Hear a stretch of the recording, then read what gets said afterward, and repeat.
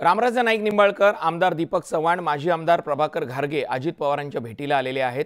रामराजे नाईक निंबाळकर यांनी माढा लोकसभेचे उमेदवार रणजितसिंग नाईक निंबाळकर यांच्याबाबत नाराजी अद्याप कायम असल्याचं सांगितलंय।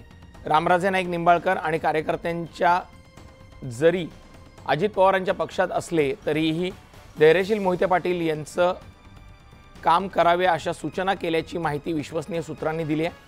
आजच्या बैठकीमध्ये प्रामुख्याने माढा लोकसभा मतदारसंघाच्या अनुषंगाने चर्चा पार पडेल।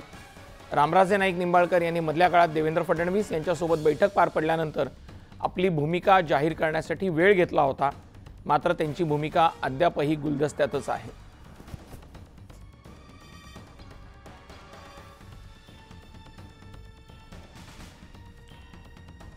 अधिक माहिती घेऊयात, आपले प्रतिनिधी प्रशांत लीला रामदास आपल्या सोबत जोडले गेलेले आहेत।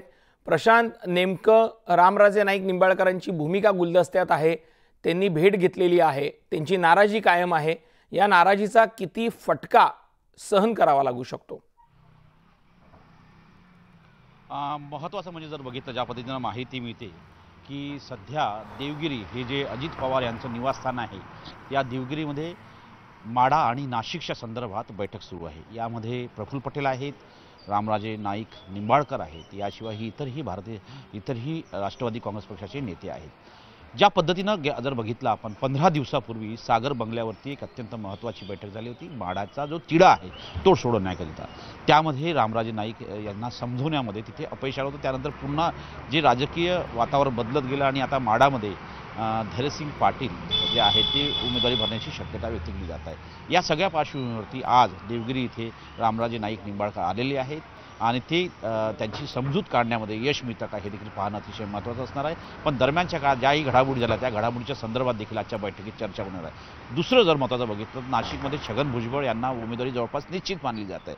त्या संदर्भात अंतिम निर्णय आज होण्याची शक्यता व्यक्त केली जाते। त्यामुळे ही बैठक जी सायंकाळी 4 वाजता होणार होती ती बैठक आता सकाळी सुरू झालेली आहे आणि या बैठकीच्या माध्यमातून जर बघितलं तर महत्त्वाचे निर्णय काही आज जाहीर होण्याची शक्यता व्यक्त केली जात आहे। त्यामुळे अजित पवार यांच्या पद्धतीने संध्याकाळची बैठक लवकर बोलवलेली आहे, त्यामुळे महत्त्वाचे निर्णय या बैठकीमध्ये होऊ शकतात। धन्यवाद प्रशांत, तुम्ही दिलेल्या या माहितीसाठी। बोलूयात